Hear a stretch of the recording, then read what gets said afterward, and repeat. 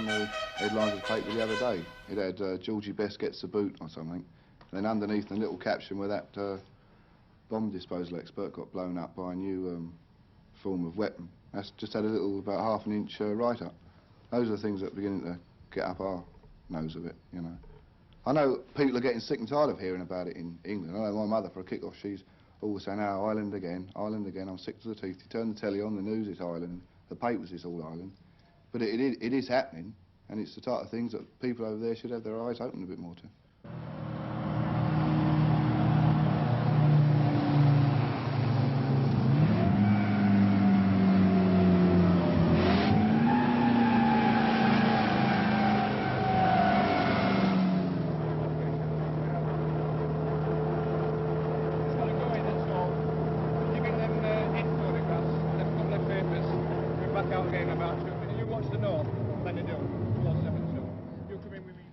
Christmas in Belfast, 1972. Sunday morning outside an army post in Lenadoon Avenue, on the fringes of Catholic Andersonstown. Once a council house, it's now a stockade. It's been shot at, bombed and mortared. Christmas brings the army few tidings of comfort and joy.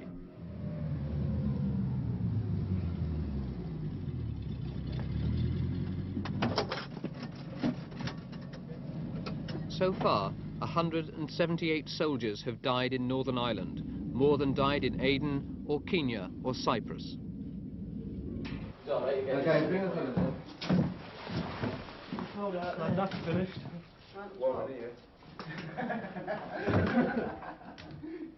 The Lenadoon post is manned 24 hours a day by a platoon of the Green Howards, some of them already veterans of previous campaigns in Belfast. There are not many signs of Christmas here. All that remind them of the festivities outside are a couple of chickens in the oven and a few cards standing on the television set. The war on the streets is closer. Once you get shot at, that's a war. It's a law of survival. They shoot at you, you shoot back.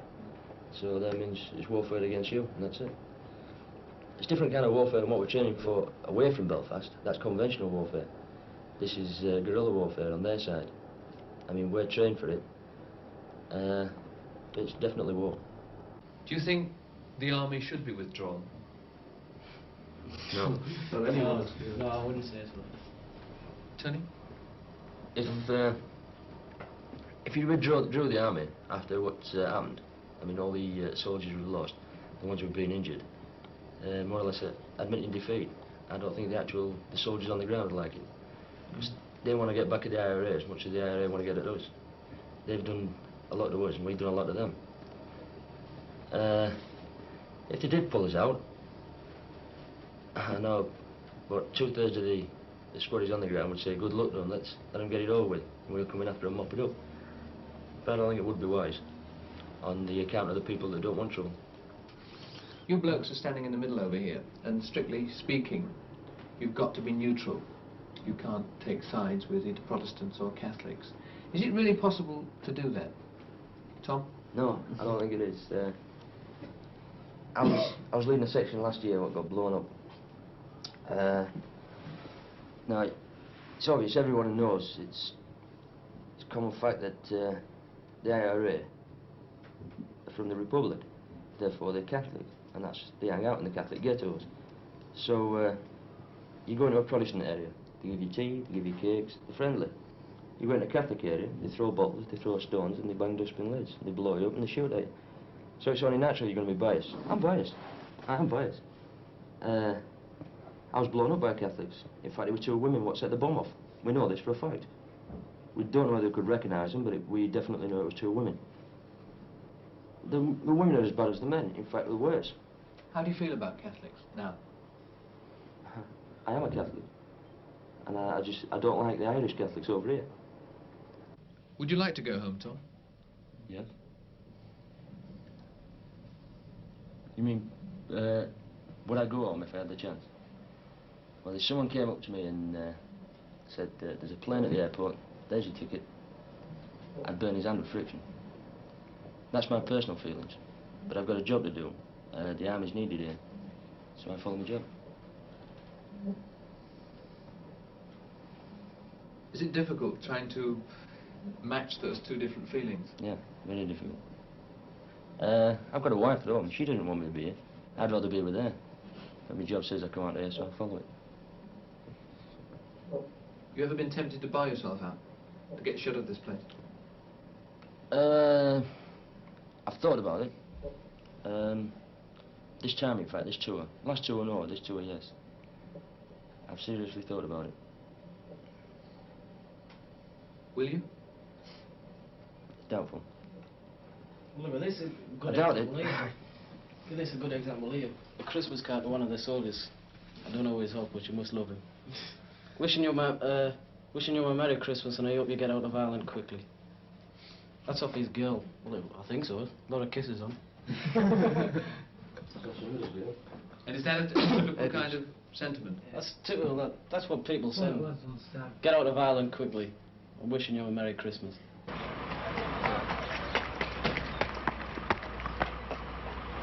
The Army's role in Northern Ireland is to keep the peace between the Catholics and the Protestants and to defeat the enemy, the Provisional IRA. The Provisionals have 3 battalions in Belfast, a total strength of about 1,500, enough to keep the British soldiers in a state of constant alert.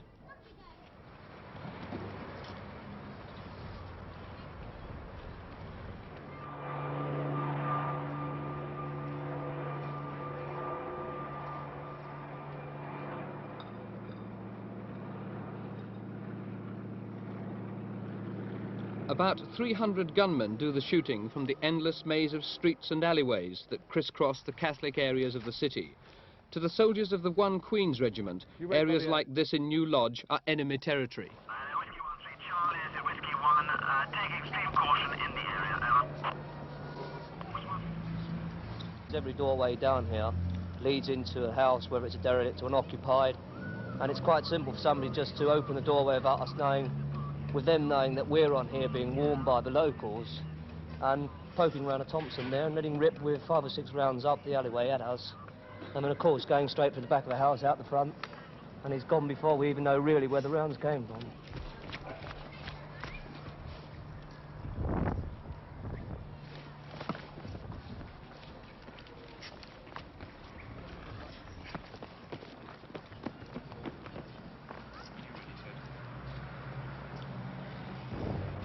Keep covering down there. Everything is in his favour. He knows the local situation. He's got the people behind him. One for those that want to be with him, and those that who don't really want to, but are there because of fear. They'll open a doorway and let him through, and then deny any knowledge of it. And I think basically, if you were threatened, you'd do exactly the same. What do you feel like being on patrol like this? Sort of one could call it a duck shoot, with us being the ducks occasionally. But otherwise, most of the locals there take us as parts of the local scenery now, but of course the gunman is still his one aim, is to get us before we can get him. Shortly before that patrol, 2 soldiers had been shot and wounded in the New Lodge area, both from this company of the Queen's Regiment. Do you think that people across the water understand what's going on over here? No, I don't really, especially now they brought in these rockets and mortars and that. They just don't realise what damage they can cause, you know. Just imagine 4 rockets coming into this camp, you know. They're deadly. 1 rocket can sort out everybody in this hut, which there's 20 living in it. And that's it. Thing is it news anymore? That's the thing, isn't it? Is it news? It's been going on for, what, 3 years now? Is it what people want to read about? I think people just, you know, it's in the back of their mind all the time, you know, think, oh yeah, Ireland, yeah, it's still going on. And that's all they give it now, you know. When the first few blokes were killed, they think, oh no, surely that's not happening in the British Isles. I think that's the main thing. There's a growing feeling in England that we should bring out the troops and we should let the Irish sort it out. What do you think of that view? Well, I hope they do. Right. I hope they do pull them out. I think 95% of the British soldiers out here would like that, because we're wasting our time out here, because we're getting shot at. We can't even shoot back because we never see the people we shoot back at. Trouble is, though, that's giving in, though, isn't it? Just pulling out. I mean, I think it'd be better if they said, right, let our general take full control of it, and leave the politicians sitting on their backsides in Whitehall. And we just go in and we do our job as we've trained to in Germany. You know, and the tactics we've been taught. Go in and do them. Not of all this low profile stuff. Rubber bullets, they're no good. The kiddies go out and collect them and flog them. But don't you understand why you can't do this? Why you can't just move in and sort out the IRA? Yeah, well, we understand why, you know, but it's just wasted. It is a waste of time. You just can't go bombing into Washboard Street somewhere and punching fuck out of some paddy, because they start creating things bad publicity. But if we were allowed to do that, this would be over ages ago. And which I reckon after troops here now, I've seen some of their mates shot. They just love to go down that road there, or whichever road it is, and punch fuck out of some paddy. No matter how bad they are, you've still got innocent people over here. It's not seeing one of your mates laying on a slab, is it? You've still got innocent people over here, no matter how bad they are. What would happen if the British Army were withdrawn from Northern Ireland? It's quite obvious what would happen. There would be a bloodbath out here, and it would go out of all proportion. And quite honestly, if the British troops pull out of here, it'd be stupidity on everybody's part. You think you ought to stay? Well, somebody's got to stay here and keep these two sides from causing civil war out here, yeah? Without a doubt. Why did you join the army? Well, get around, see different places and get something out of life, but coming over here, all you get out of here is a bloody bullet through the back of the head. Because you can guarantee you won't get it through the front. The buggers out here are too scared to shoot you face to face. Hold! Ready! Make sure the safety catch is applied and the sights are up. All soldiers on patrol are moving targets. The King's Own Scottish borderers cover Andersonstown and Turf Lodge, Republican strongholds dominated by the Provisional IRA's 1st Battalion.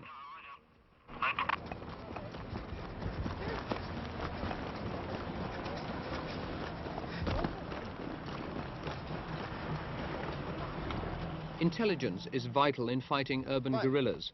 The army needs to collect every scrap of information to distinguish the terrorist from the innocent civilian. Each patrol carries a book of photos of wanted men. Move on, around the corner. Go on. Right.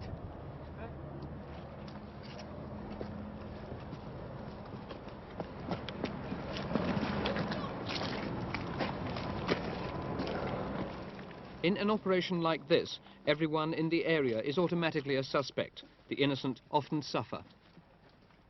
Be on, Mike.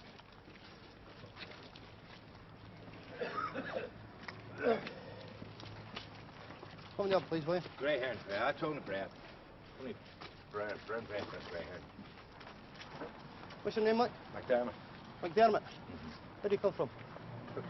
Turf Lodge. No, Norfolk Way. Norfolk Way. Yeah. What number? Number 3. What's your first name? Thomas. Thomas. Yes. Thomas McDermott. 3 Norfolk Way. 3 over. A 3, a check, a Thomas McDermott, a 3 Norfolk Way, over.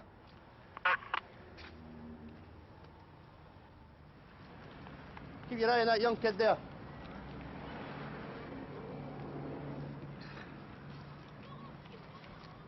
A 3, can you speed this up? We're caught out in the open, over.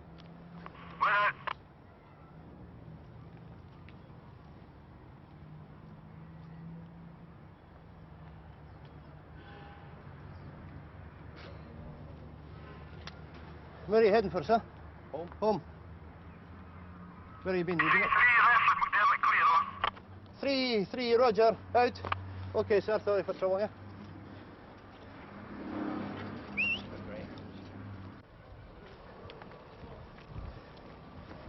Most spot checks carried out on these patrols are negative. They seldom produce results.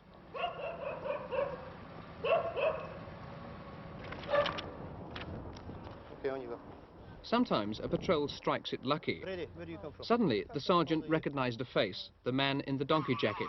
Immediately, he summoned a Saracen to take him in for questioning. No idea, mate. I'm not clear. Let's go. Mr. Whitelaw wants to come up and have a drink here. Come here, Michelle. I'm up for today.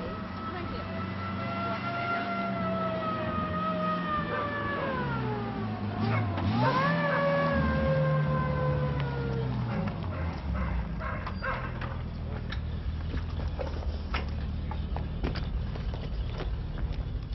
The suspect in the donkey jacket and his friend were taken back to headquarters to be checked out against the IRA list.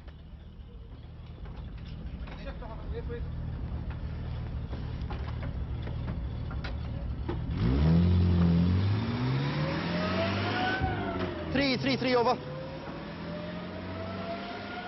333 over. A 3-3 package is on its way over. Why did you have reason to suspect him? Well, as I say, we carry photographs about people that we know that are wanted or just wanted for questioning or gunmen. And he just happened to be one of the men that was in my book that I've got him carried about in my pocket. And I just recognised him from the photograph. And the same man, and we just took him in for questioning, that's all, just for normal chat. I mean, and nothing happens to him, we just have a normal chat to him. He'll probably be out in about 20 minutes.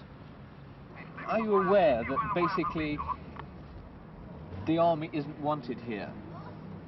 Yeah, we're aware of it, yeah, but I mean, who am I to say, right, pull the army out? I mean, it's not my job to say that. I'm only here, I've been told to be here, and I get good money for being here, and that's it.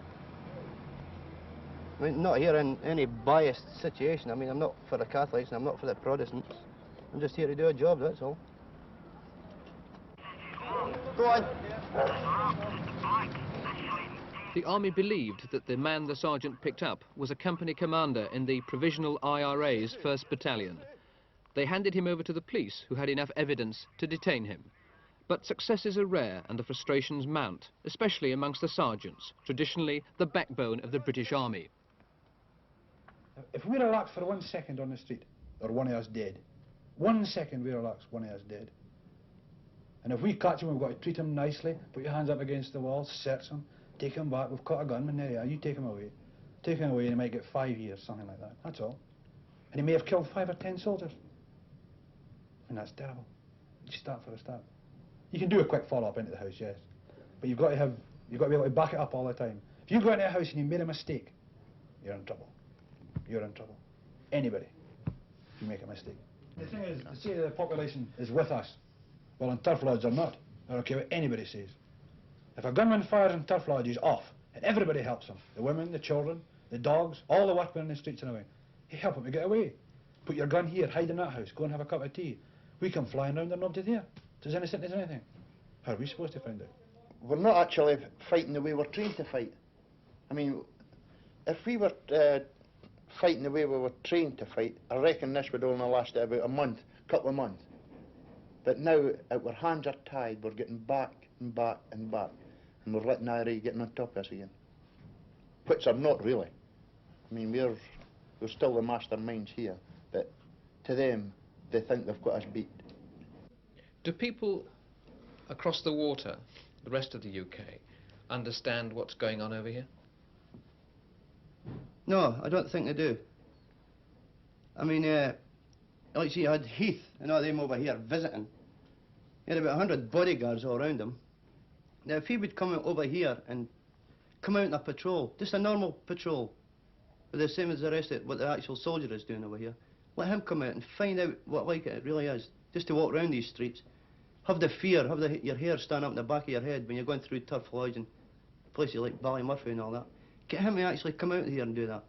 Not sit behind some desk and issue orders here and issue orders here and you can't do this and you can't do that. I mean, he's tied the army's hands down completely. But if he wasn't actually in our position, get him out there and do it, then I think he would change a lot of things, in my opinion. If an IRA man dies, he dies presumably fighting for Ireland. What does a British soldier die for? Well, in my opinion, he dies for nothing. He's not dying for his country. Now, if a British soldier gets killed, there's one killed yesterday, one of my friends. And what will happen is his body will be flown back, he'll have probably a military funeral. Fantastic, fantastic. That doesn't do his wife any good. An IRA man dies, he's a martyr for the rest of his life. They name streets after him. There's hundreds of people march to in the funeral procession. They're allowed to fire guns, tricolours, march with uniform on and everything. Nobody does a thing about it. Top IRA men come down, McStuffin came down, all these people, Meehan when they were free, and they get away with it. They fire a volley over the coffin, and nobody allowed to touch them. Leave them alone. They'll cause too much trouble if we arrest them. An IRA man dies, he's a hero. A soldier dies, it's an everyday happening. And that's it, basically. As a soldier, how would you personally deal with the IRA?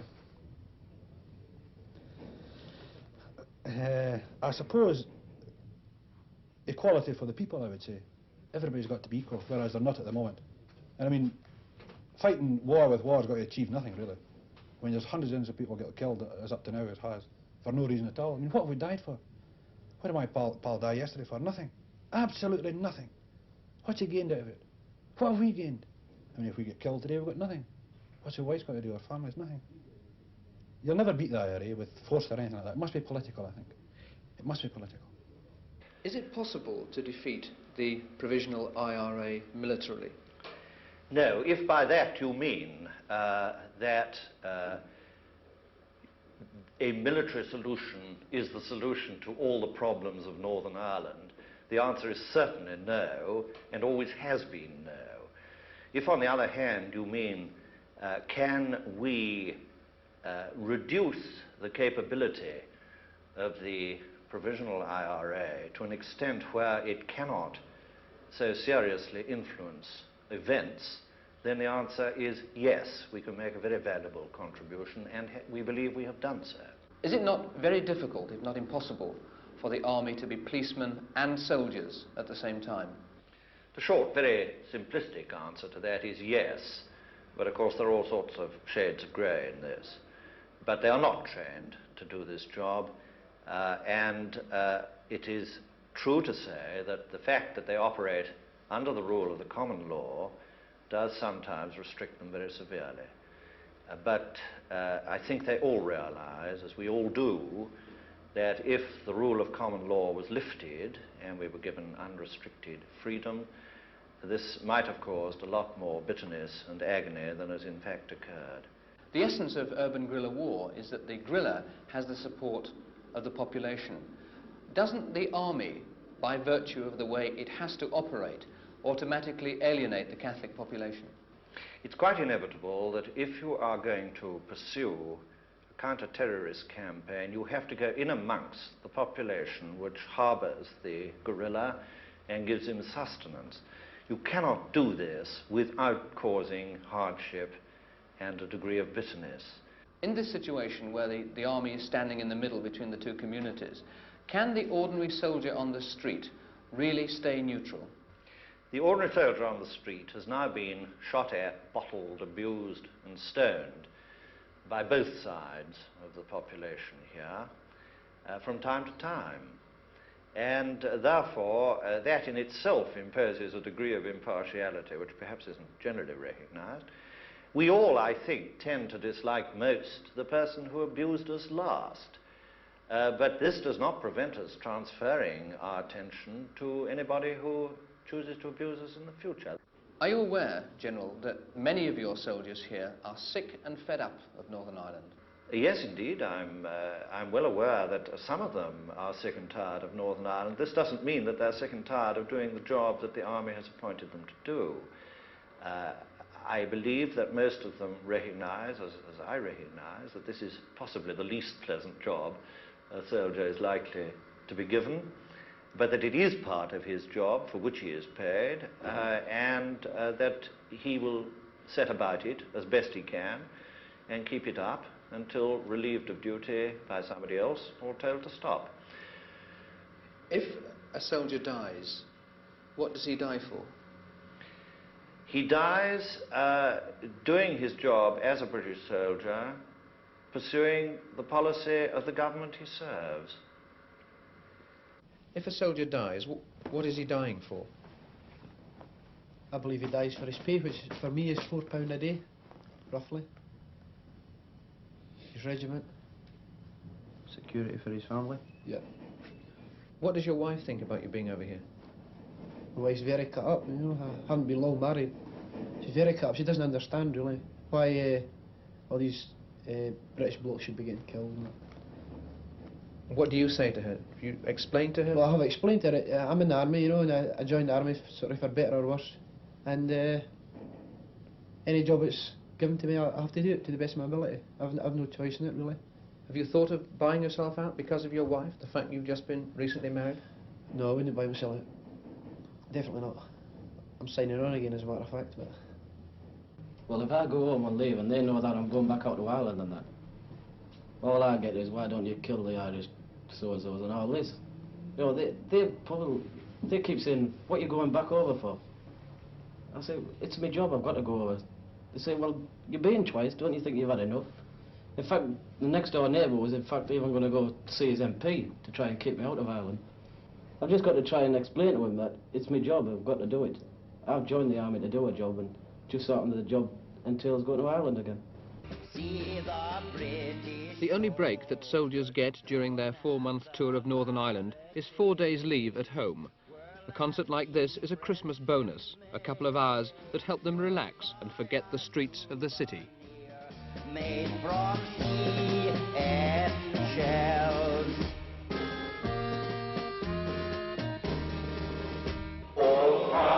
By Christmas last year, 48 soldiers had been killed. Now, 1 year later, the total is 178.